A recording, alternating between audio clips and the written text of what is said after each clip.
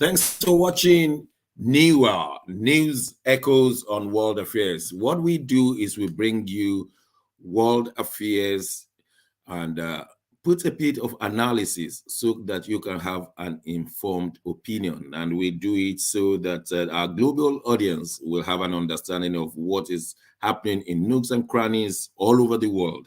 My name is Shegun Johnson. I'm glad to be here, and I'm glad that you are watching us. We have in the studio in faraway commercial city of Nigeria, Lagos, Bidi Nana. Lady Bidi, you're welcome to the program. Good morning, Dr. Shegun. Good morning, viewers around the world. Good to have you here today. Let's do it like always. They are watching in faraway Toronto. We have Sir George. Sir George, you are most welcome. Good morning, Dr. Johnson. Good morning, Biddy. And good morning, viewers around the world. You're welcome. Yeah, I wish Barry White was alive. He will be able to compete with you. I'll copy you in future. When I grow up, I want to have a baritone voice like that. In faraway Milan is Mark in Milan. Mark Godwin, you are welcome to the program, Mark. Good morning, Dr. Shegun. I also want to have the baritone voice like George. Honestly, Barry White hasn't got anything on him. But unfortunately, we'll be starting with two quick sad news. Let me first of all take the man, Dan Suleiman, former Nigerian ambassador to Russia. He passed on, didn't he? And the reason why we are bringing it right here is because apart from being a man who has served his country, we also have interviewed him on this program, haven't we, Mark? That's correct. That's correct. Dan Suleiman, yes, was what we just had also is he was an ambassador for Nigeria to Russia one time. But what he was basically known for was the NADECO coalition, one democratic coalition we used to have back in the days, in the 90s. And he was the chairperson.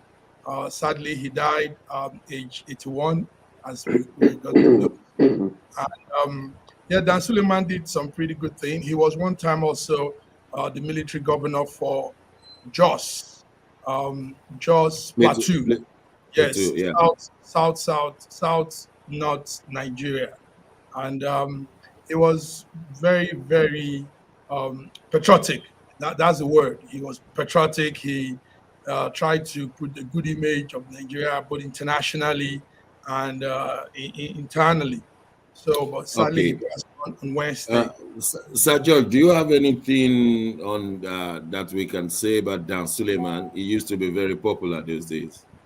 Yeah, he was actually very popular. It's a great loss to Nigeria. We love we prefer to have these old statesmen to stick around, at least to see where our country has been and the hope that we have for the future. But it's very unfortunate that he passed away. He tried anyway, but at least he could have, scaled it through to 90 or 90 something. Then it would have been better. But we pray for his family and may his soul rest in perfect peace. Amen. I was just going to ask Bidi, you do want to send condolences to his family on our behalf right now, right where you are? On behalf of News Echoes, Shegun News Echoes, we all and our viewers wish to condole with the family for their loss. We pray that God grants you people the fortitude to bear this great loss. And Nigerians all over the world, they have lost an elder statesman who cares about his family and about the lives of Nigerians all over the world. Thank you very much, Sister Bidi. Well, to another sad news, and I believe Sir George will be able to help us because he's the closest to the United States of America, living in Canada. We watched on telly the burial of Tyre Nichols, 39-year-old man who was asked to come out of his car, battered by five black men, five black men on one black man, 3 days after he died, and the whole of America is being made to remember George Floyd and how they put their knee on on his neck. What else do we know, Sir George? Well, the news is all over the place. It's an unfortunate death. The irony of it is that when things like this usually happen in the United States of America, is white against black people. So that has been yes, that has been the major outcry from the black communities about white officers mutilating and beating to death a lot of blacks or shooting them to death.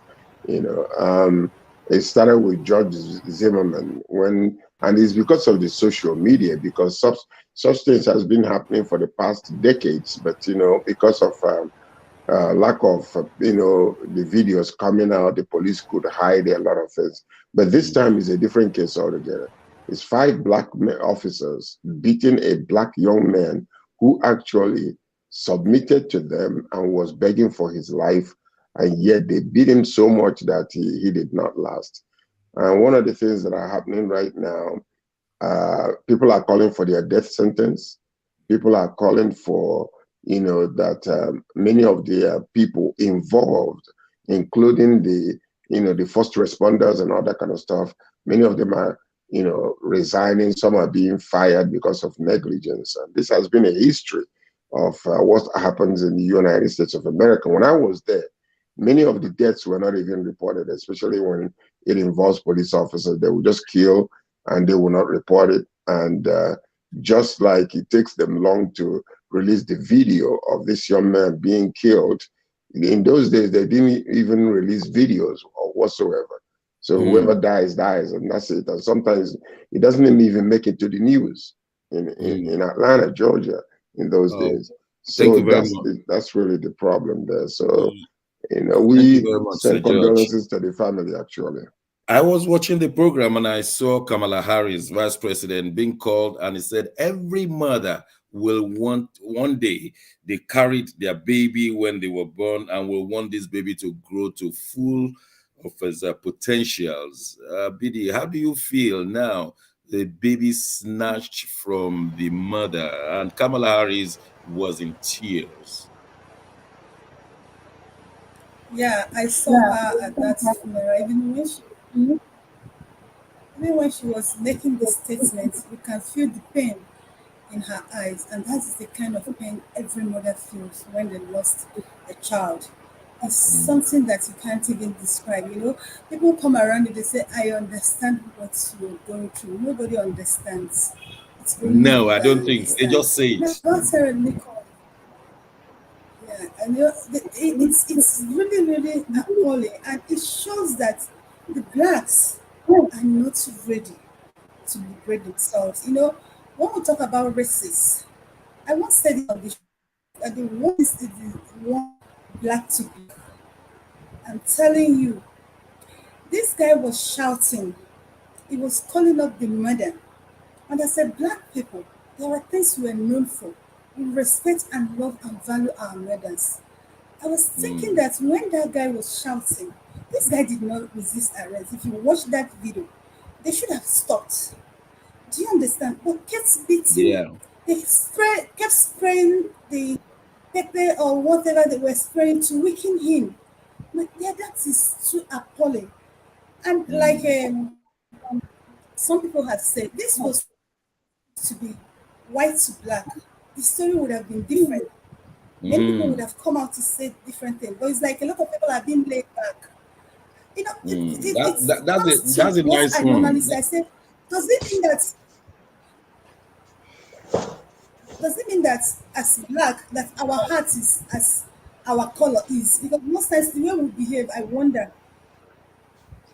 That's the nice one you just Sarah. raised there, black on black, which Sir George also raised.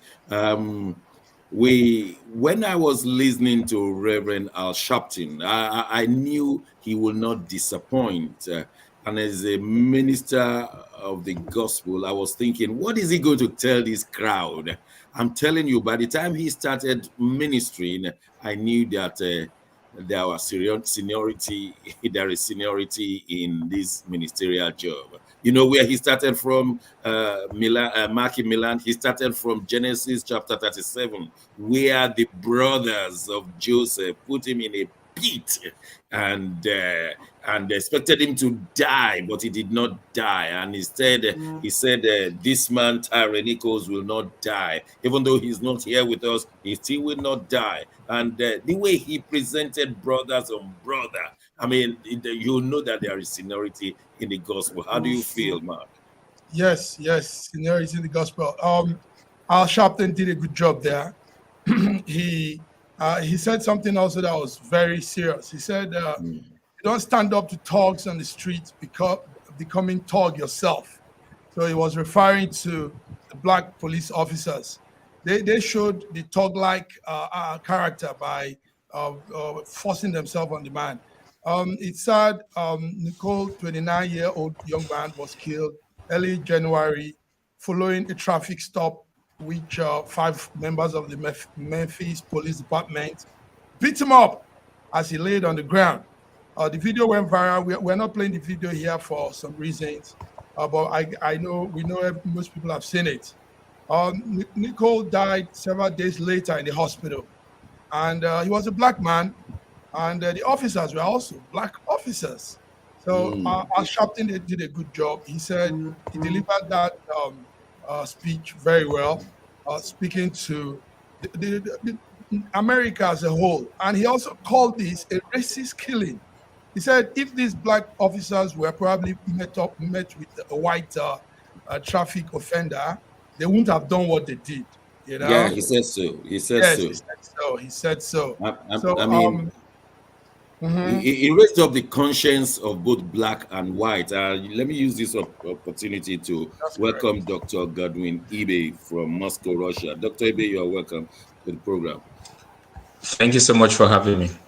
Yeah, I just want your thoughts on these Tyre Nichols, who was badly beaten by his own. And let me remind you what Al Sharpton said. Al Sharpton described how Martin Luther King went up the mountain and had a dream. He had a dream that one day Barack Obama would be the president of America. He had a dream one day Kamala Harris would be the vice president of America. He had a dream when black officers will occupy top positions in the American police, only for these black officers to kill one of their own innocently. I don't know, Dr. Godwin, what you feel with that kind of a speech and what is going on in not only in the US, but all over the world.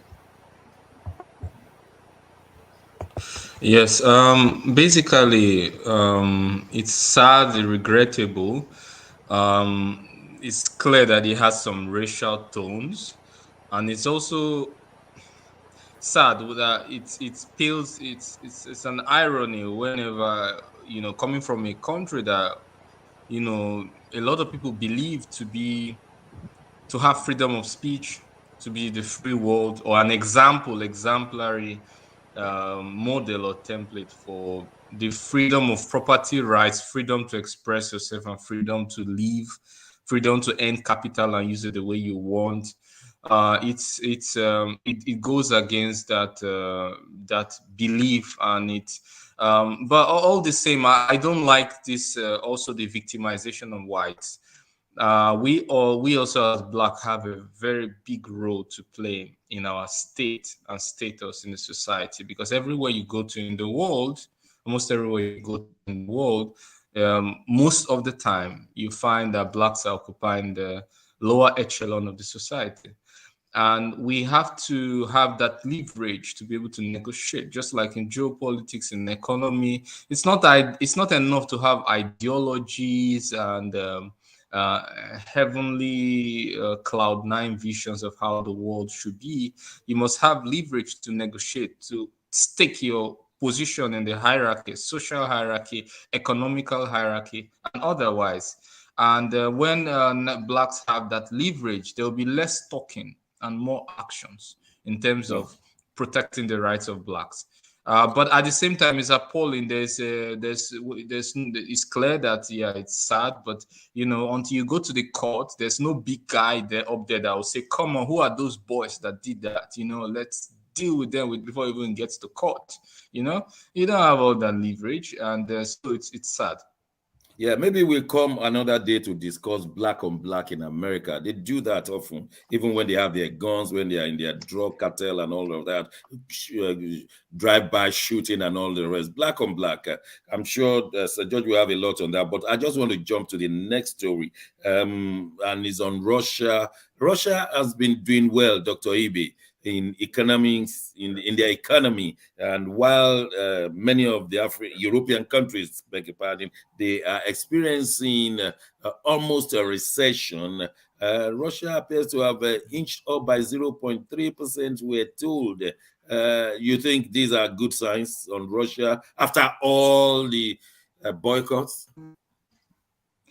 Yeah, I would like to have a measured response to that. I don't want to say doing well. I would say relatively well, because the whole country, the whole world is suffering from inflation. There's more extreme poverty in the world, not limited to EU or America, and it's caused by just violation of basic common sense economics. When you put ideologies before just common sense economic rules, which have been established for centuries. It's no secret that the industrialization, for example, in Germany, many of the economies in EU are highly dependent on energy and cheap Russian gas. LNG is an option, no problem, but it's more expensive.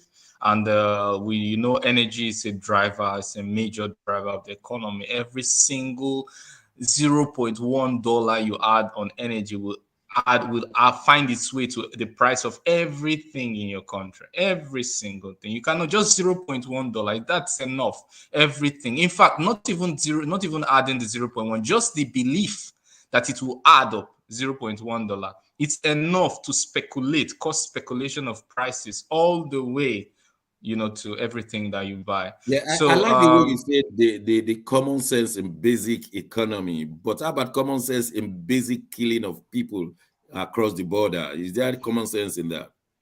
Yes, there's common sense in peace. Peace is good for business, and that's why it's good to take into account all sides when you talk of peace. Yeah, it's good.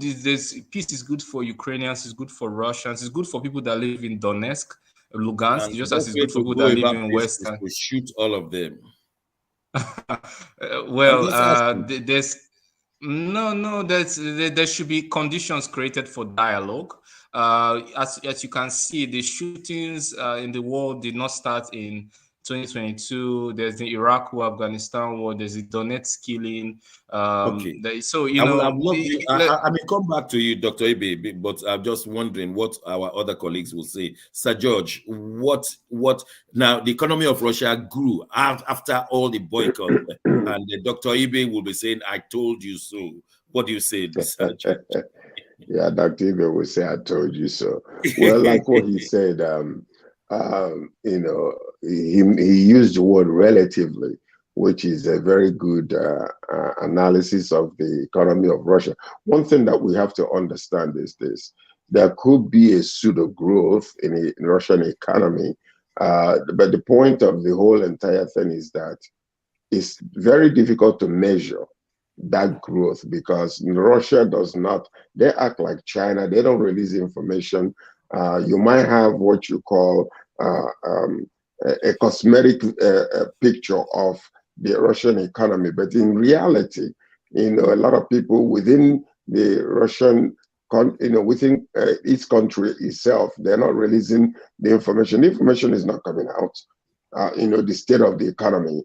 Even if people are suffering, you cannot know it because they are cut off from the world, literally. So to me, that word relative is very, very important because it could be, or it could not, or it could be a cosmetic growth, or it could be a cosmetic, just to the world looking at it from the standpoint of the only thing we know. Bank. So we are kept. It may not necessarily be cosmetic. It's from the World Bank. Bidi is Russia.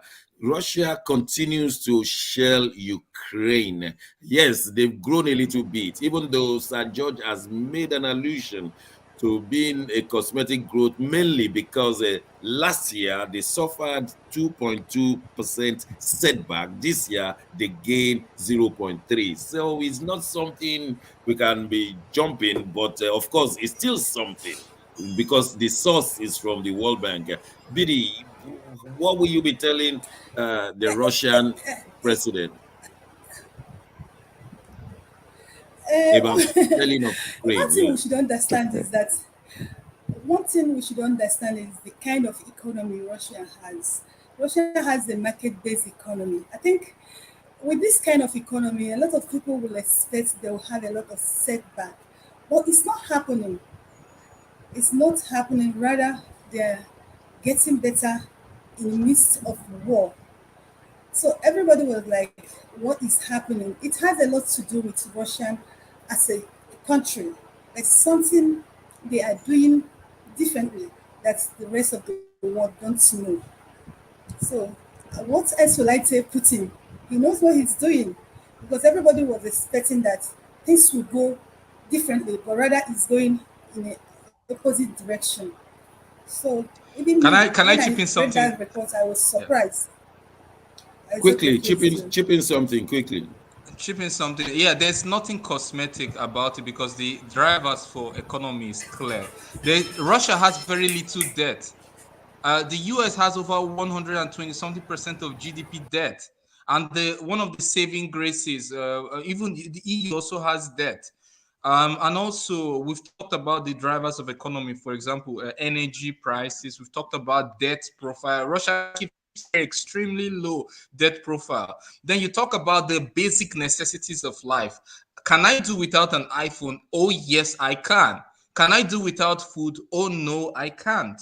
This is just basic things. So there might be setback in advanced technology, but in the basic necessities of life, in terms of resources, Russia is a very rich country that I think no one can argue about. So these are nothing cosmetic. It's just there. The low energy, Okay, let's see low if Mark debt, and all agree these with things. you. Mark in Milan, do you agree with George Godwin's position? Well, yes, to an extent, like you said, it's visible out there. But one thing that the analysts are looking at is that Russia has gone to get clients for its resources outside the West, outside Europe, and some of those regular clients. So these clients have brought in money from Russia. Also, Russian government is spending to sustain the war, the army, and the invasion of Ukraine. So that sustenance, like analysts are saying, I'm giving you first-hand information from my guys in Brussels, that sustaining the war has actually helped the economy. Okay, but what can we do to And pacify? the good What can news we do here, to pacify Putin, yeah, please? the good What news can we here tell is him? that the Eurozone is also moving up. The Eurozone has been projected to grow 0.7% this year from about 0.5% the previous forecast. So Germany, Italy, France, they're expanding. And they're expanding very well too. So it's not only Russia. In the heat of all these, Europeans are showing resilience in their economy, resilience in all they're doing. So there's a power move going on. Not only Russia, as of yesterday, Europeans are saying that yes, they are also kickstarting very well the year 2023, and a lot of industries that have been on tightrope before between the COVID era are now getting back into work. Engines are running again. Companies that have filed in for bankruptcy previously. Okay. I really want us to say with maybe 1 minute each before we go on a short break. Starting from Sir George, what do you think we can do or we can tell Putin to pacify him that look, Ukrainians don't have to die because of these NATO policy? I mean, where do we go? Go over this, they will say. Like Reagan once said to Gorbachev, put that wall down. The only thing we can tell to Putin is this: the blood of every single individual that is dying unnecessarily is on your head. Just don't forget that. Yes, I know there is time for war and there is time for peace. But when you are insisting because of personal ego, that lives are being lost, generations are being wiped away unnecessarily, and you're not ready to sit down because of your egotistical stance. All the people that are dying, these are humans. We're not talking about slaughtering animals, during the British mad cow situation. These are humans that are dying. People losing their mother, their parents, and children are dying on a daily basis. Infrastructures are being destroyed. So the blood of these people on your head. Dr. Ibe, what can we do to pacify your principal there? If you are Nigerian, I would say let's go and prostrate. But please, we don't want the war. It's the wrong question. You don't have to pacify Putin. You have to pacify yourself and not look so far from home. There's NATO expansion should have been pacified when Putin made a speech in 2028. So pacify yourselves. Don't expand. Don't fight wars. Iraq, Afghanistan, Vietnam. Don't be colonial masters. Don't colonize more people. And let there be peace. Don't kill people's mothers, like you say. All the lives. Oh, sorry. Let me just finish. There's been lots of lives. Which has occurred since for a very long time. If we don't want to even look to colonial time, we can look very not far. Iraq, Afghanistan, right now, Syria, there are more losses in Syria. There's Myanmar, there's a lot, South Sudan, Libya, a lot of losses around the world. And most people are saying that whenever there's a war, a war of a global nature, you always find one country there. I don't want to call its name, you decide. But in all conflict, there's one country is always present. So you pacify yourself if you are present in every conflict.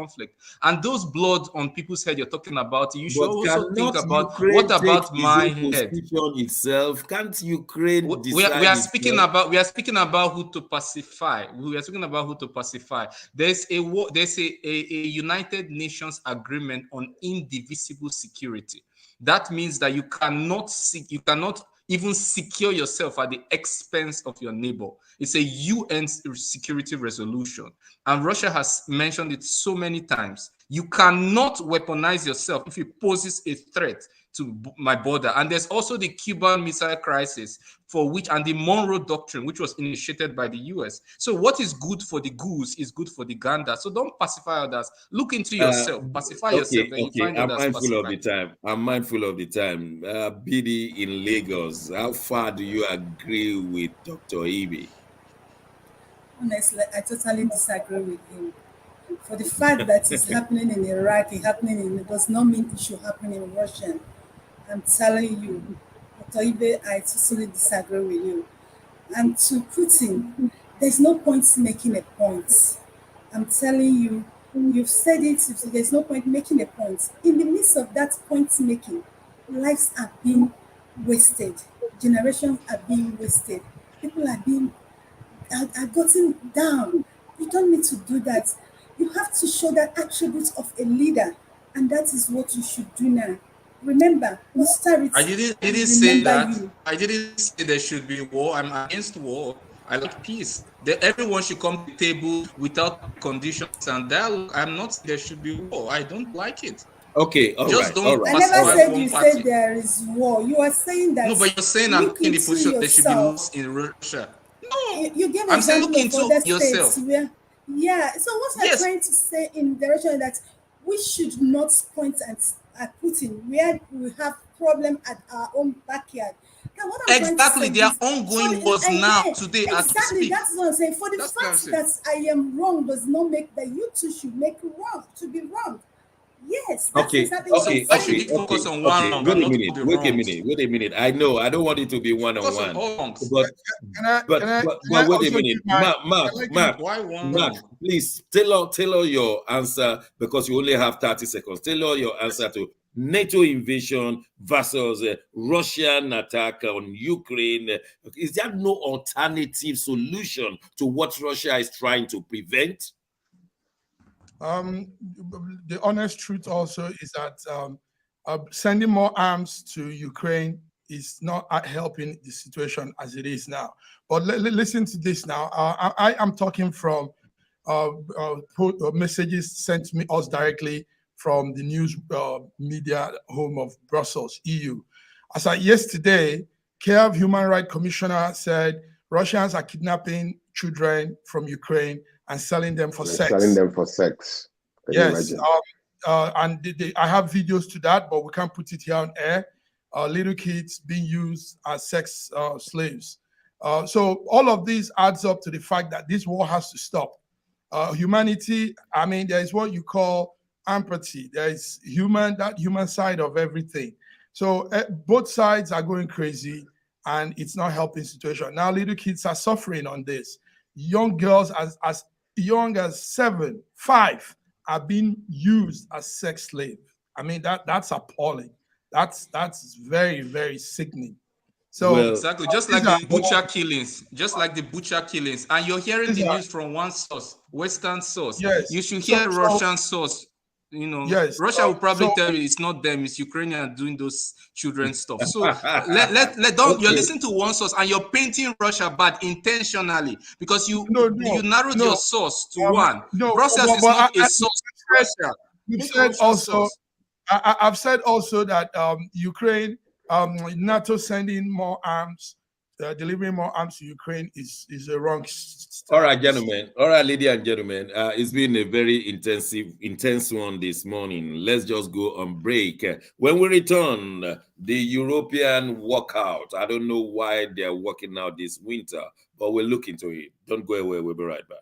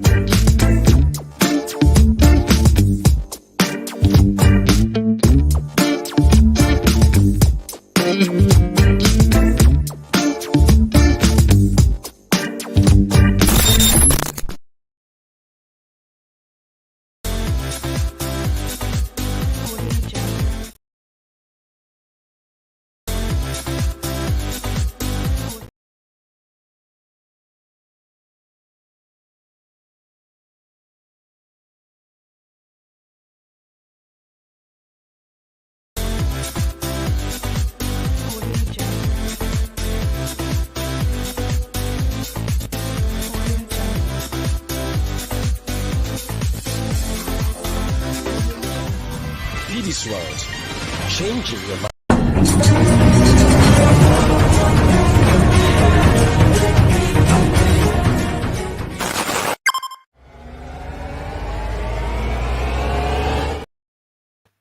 Thanks for staying with us. We are still on News Echoes on World Affairs. World Affairs, let's talk about European affairs right now. A massive protest all over Europe in the last 2 weeks. Here in England, they call it the winter walkout. The teachers are on strike, the nurses are on strike, the paramedics are on strike, the railway workers are on strike. Almost every every labor union is on strike, and the economy is bad. Nothing appears to be working well in, at least let's talk about the United Kingdom. But let's quickly jump into Europe. France is also working out. Italy.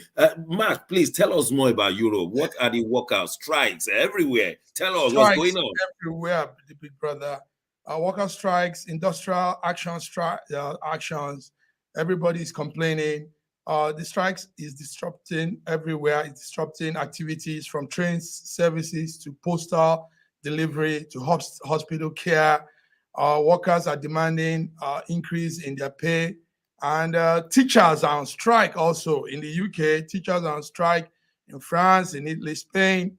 And the interesting thing about all of this strike is they've put out dates, February 1st of February to 15th and 16th of March. These strikes will continue. So almost national educational union are going on strike. Ambulance workers are on strike. Nurses, bus drivers, university staff, railway workers. And the railway workers own that affects a lot because everywhere comes on a standstill. Civil servants will be striking also by the mid of February. Civil servants in most parts of Europe. So it's strike season. There's a name you called it, Dr. Shogun. Walkout. What was it again? Yes. Winter walkout. Yes, it's winter walkout all over Europe, and I don't know how that will affect a lot of things, economy, people living, and but we just have to agree. We have to agree with Dr. Ibe to the extent that this thing has affected, I mean, this energy source has affected the European economy. We cannot lie about that. Before I come to Toronto, BD, in Nigeria, we don't protest when the economy is going bad, inflation going high unemployment, joblessness, and all of that. But people don't protest against such things. Why? About Nigeria, they said we are practicing democracy. Can you hear me? Yeah, you got to speak louder. Speak louder. It's okay. The thing many people don't understand about Nigerian government, many people feel that there's democracy in Nigeria, but there's nothing like that. Because people have been silenced, they've been trained that your opinion don't matter in Nigeria. I'm telling you, what is happening in Europe is just a tip of what is happening in Nigeria. And you dare not complain. You dare not even go to social media and make a complaint. They'll pick you up in the morning, and in the evening, you will be in Kirikiri, you'll be in prison. So the government of the country have taken time to silence and to shrink people, then you have no right to complain or to talk. That is why you don't see people protest. As I speak with you now, in Nigeria, people are buying their currency, their legal tender. You know, for you to access your legal tender, you have to pay to have it. You can't. They say our mineral resources. One of our mineral resources is oil. We'll have it in quantum in Nigeria, but you can't even access it. There is war in Nigeria. You know, people think war is only when you carry gun and carry knife and go to start killing people. No, the kind of war that is going on in Nigeria now is more than the kind of war. Yeah, hunger is a war. Thanks, BD. Sir George, winter walkout. I don't know what is happening in Canada and USA. USA doesn't have a culture of protesting, do they? They do have a culture of protesting. When it gets to the point where they need to protest, they will actually, do that. In Canada, it happens sometimes, but it's relatively peaceful. And the only one that happened here that was so bad was when they went and basically tried to cut the U.S. The building, and the truckers came and blocked everything. all in protest. But relatively, there are in a few number of protests. You can see people, teachers protesting, workers in different areas. But what happened is they're always open to negotiation. And when they negotiate, and one of our premiers here tried to muscle the health workers, and they showed him a little pepper, to show him that listen, whatever you want to do, you can do, but we're not going back to work. And for us, and then he tried to manipulate the situation by making it a law that is an essential service, and you cannot, walk out from your job. So what they did. How is the economy? Sorry to bump in. How is the economy in Canada and US? Is it picking up, or is it? It is actually picking up. It is actually picking up. Yes. Oh, that's interesting. Yes. Because I'm just thinking of Joe Biden. If the economy is picking up, then he has another chance. That's where the economy goes. Is where the American voters go. Usually. Yeah, usually. Yeah. You think Joe Biden will come back with his age? I honestly think that he's going to come back, but I don't know. I'm not quite sure whether I will be happy for him to come back, because he's a little frail. Yeah, he is frail. A little frail. The truth is frail. So I would rather have somebody else, a little younger, to take over. But what can we say? Power is intoxicating. But before I let you go, Sir George, we got a story from Australia that they're going to remove the British monarch from their currencies. I don't know. In Canada, do you have the British monarch on your currency? Yes, we do. Yes, we do. Is it still the Queen or the King? No, it's the Queen. Still okay. What is going on in Canada right now concerning that? Well, there is nothing. One thing you have to know about Canada, we're very laid back. Yeah, we're not as aggressive as other nations. So sometimes it's frustrating, because you see things that are just looking at you in the face that needs to be changed, but people are complaining, behind closed doors, and they don't come out openly to attack and say, no, we need to change this or change that. So that's one of the major problems. Why are they not thinking to be republic, to be like Nigeria did, Well, you have to understand the connection between Canada and the UK is very strong. Okay. Very, very strong, yeah. It's stronger than even Australia and the rest of them. And remember that, US and Canada being so close together, and because of the rebellion that took place in the US, it would be a little bit, I don't know how to describe it, uncomfortable for Canada to just go ahead and say, we don't want to disconnect with Europe, and the UK being under them. It's so wired, it's intricately knit together that it will be very difficult to do. Yeah. Mark, something is shifting in the spirit realm, affecting the physical realm. When they remove the British monarch from their currency in Australia, are they trying to be Republican now?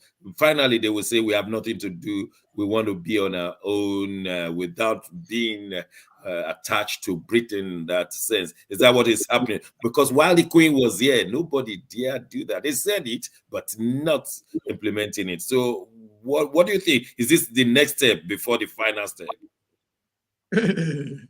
Next step before the final step. Yes, Australia is removing the British monarch from his banknotes. The Reserve Bank of Australia said they are still consulting with the indigenous people on how the new design will look like. And that design wants to honor the culture and the history of the first Australians. And those are the indigenous people. So they are removing that money because they feel respect and some level of honor should be given to those that made up the country, Australia. So the Queen will be going out of that money. That's a specimen of how the note is. So, but is there a $5 note? and now they are taking the queen off, the late queen, to replace it with the. Do you think? Sorry, do you think this is a message to King Charles III, saying that we don't want you on our currency now that the queen has gone? We don't want you, King Charles, on our. Do you think King Charles will be feeling like that, or some people will be feeling like that? That's it. That's a direct message to the new monarch. The king has to take this. I mean, if they are taking off our image from that, I mean, how else do you want them to say it? So it's a direct message, and that's what they are trying to say. And but they are replacing it with something that is more honorable also. I mean, if a people had been living in that country before these British settlers came in, those people should also be recognized. And that's Sir what George, you wanted to say something. You know, it's been a silent rebellion for the longest. You know, people did not want to come against the queen because of when she was alive. But right now, a lot of people, they are growing balls and they're getting stronger in their opinion. And they're not hiding it, you know. And let me tell you something. If Diana was still alive, or still alive today, many of these little silent rebellion that you are seeing will not be there. There is a bad taste in a lot of people's lives, in their tongues, regarding, you know, the whatever that happened, you know, that nobody can come out and, you know, proclaim and say, this is really it. You know, a lot of people are really. So it's a silent response. It's a silent response, it's a silent rebellion, but it is growing and growing to the point that what happened to Greece might eventually happen to Britain. Okay, BD in Nigeria, there are two countries apart from your country trying to change their currency, and those two countries are Britain and Australia. We've been told that our currency will be changing here by 2024. We will be seeing the new currency. We're just starting 2023. What advice will you give Australia, going by the experience you have in Nigeria? What advice would I give to a country that is getting things You must right? have, I mean, you have changed your currency in a record exactly time of 2 months. What advice will somebody who don't know how to do things give to a country who is getting it right? See, they started 2022 and it's going to take effect 2024. And ours started just within 3 months. So I probably don't have any advice to give to them. I only learn from them so that maybe next time when we want to have a change, I could be able to advise my country if they would listen. I don't have anything to advise them. But you know, what I want to say about this Australian and Britain is this fall of British Empire. I'm telling you, is this going to be the... Oh, it has fallen a long time ago, but maybe this is the finality. No, Canada is still there. Canada is still presenting them. But don't you think that if Australians succeed, other countries will follow suit? Canada. This might be just Sir George, is that correct? A test run. No, you know, some other countries might. I think that Canada might be the last country, if any, that will even think of succeeding, you know, not you know, being under the British, you know, So Canada might be the last to do so. You know, I mean, you know, here we honor the monarchy. We honor them very well. We are intricately knit together. Everything about us is about the monarchy must be involved. So I don't see us being part of that group that will want to just jump ship right away and say we are leaving. It would be very difficult. I don't foresee it coming anytime soon. Still on currency, BD. We last week, outside of the camera, we were not sure whether we should say that the bandits had the new Naira currency, but you insisted that you had enough information. Between then and now, we have seen very well several videos that have gone viral that these bandits have the new Naira notes and were brandishing it. More importantly, is that some za mu tura sakon 'yan Najeriya shugabannin su talakawa su tsaya su yi adalci domin Allah da Allah. Idan ba haka nan ba su abin da suke nufi Allah ba zai taɓa. Duk wanda suke gani da wanda a cikin daji da wanda a cikin karkara dukansu dun nasu. Thank you. Now, the other bandits said, we're not even going to use your Naira currency anymore. We'll be using the CFA, that is the French Francophone currency. Why is it that the bandits, they have the upper hand, even in currency? They were boasting there, they will spend the Naira currency to go and buy more arms. And some are even saying, we don't use currency. Why are these bandits having an upper hand? Sorry to say this.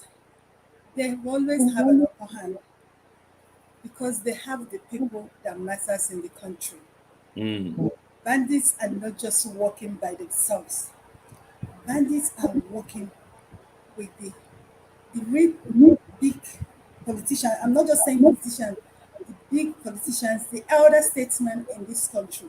So in connivance with them. Yeah. So if these bandits are just working alone, it would have been a thing of the past.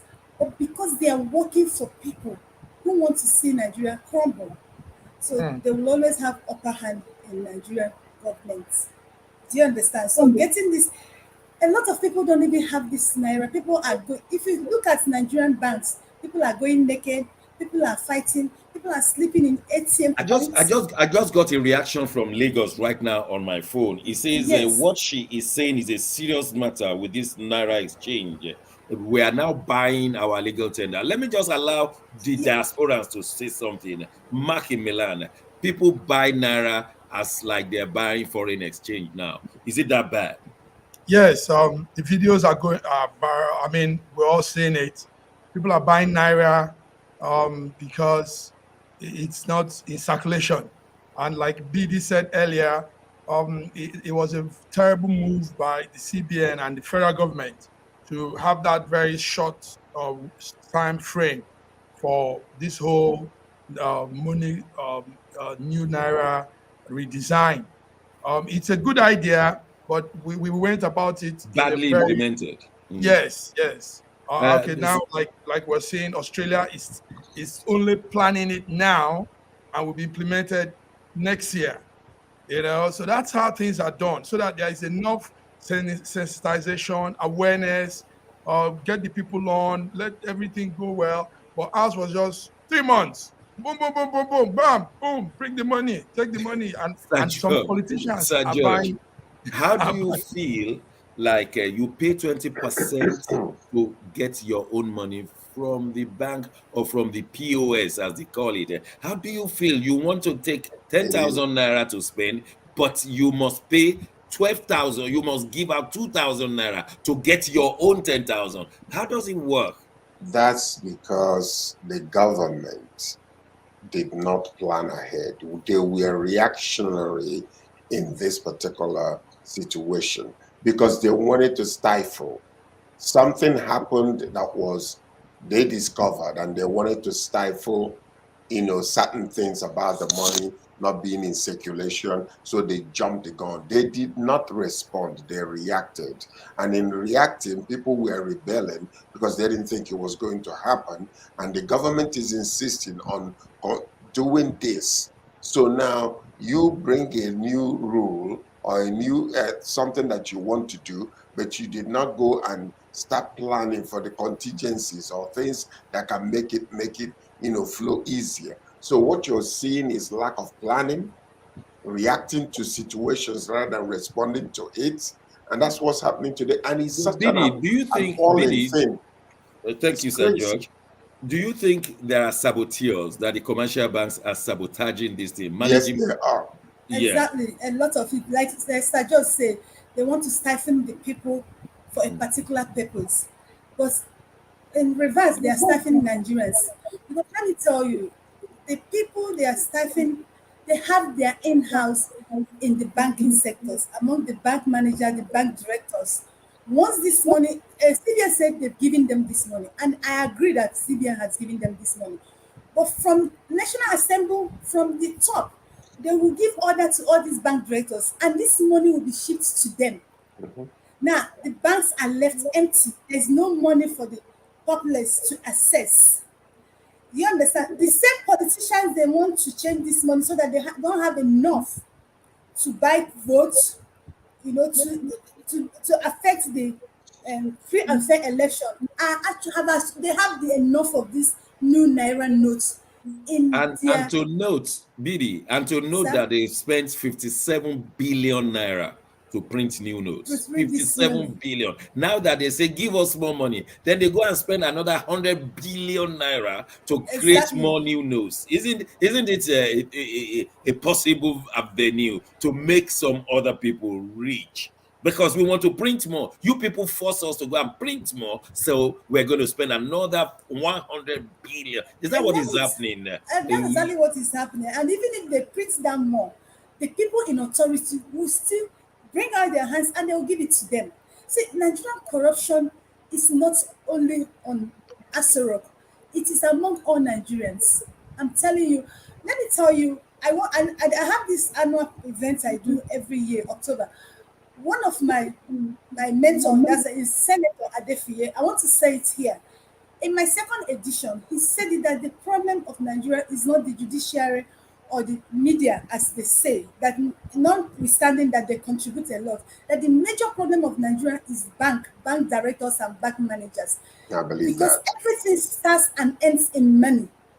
That's there at the problem. I didn't understand it then when he was saying it, but I now understand all what he said. That's now.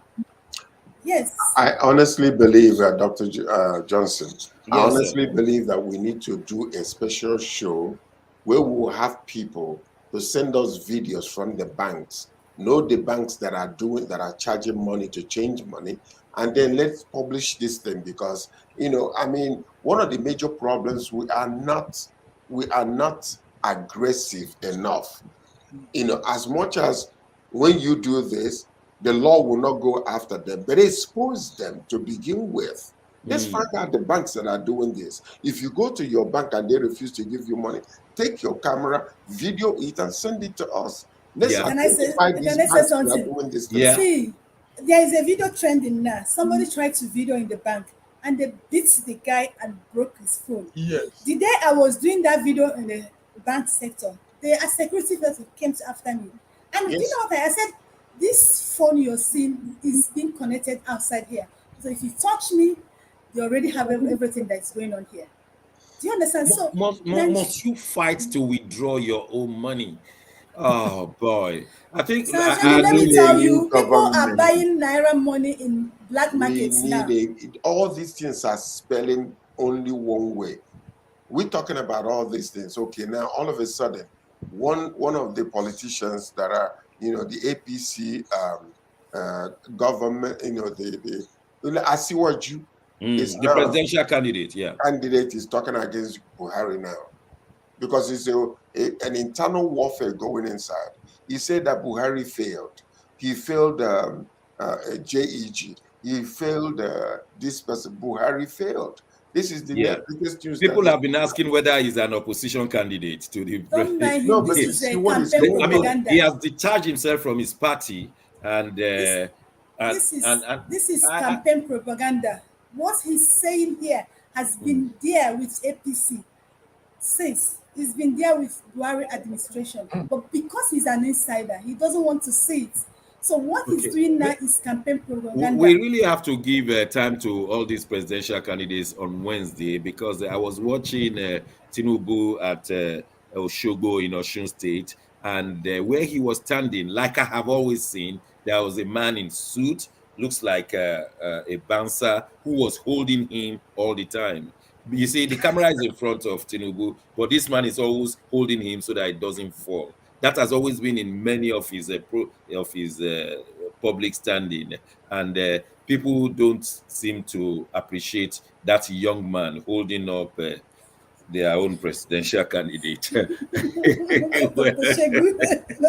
Well, I have to thank you, Bidi from Lagos. Thank you very much for telling us information, feeding us from the commercial city of Nigeria. From Toronto, Sir George, always grateful. Massive Mark in Milan is Massive good. Mark. And the Italian crew who is giving us this show. Thank you very much. Until Wednesday, when we bring you fresh information and analysis. My name is Shegun Johnson, and God bless you all.